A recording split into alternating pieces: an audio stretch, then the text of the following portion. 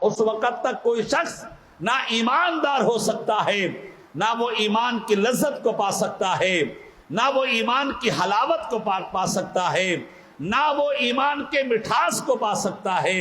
یا رسول اللہ، مٹھاس ایمان کہاں پر ہے؟ ایمان کی شیرنی کہاں پر ہے؟ ایمان کا مٹھاس کہاں پر ہے؟ لا الہ الا اللہ محمد الرسول اللہ تو ہم نے کہہ دیا، لیکن دل میں مٹھاس تو پیدا نہ ہوا، دل میں شیرنی تو پیدا نہ ہوئی، دل میں حلاوت تو پیدا نہ ہوئی۔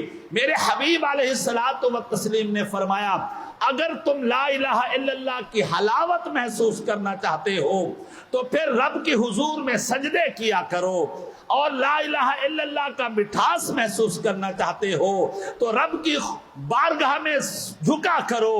اور آپ نے فرمایا، اگر تم لا الہ الا اللہ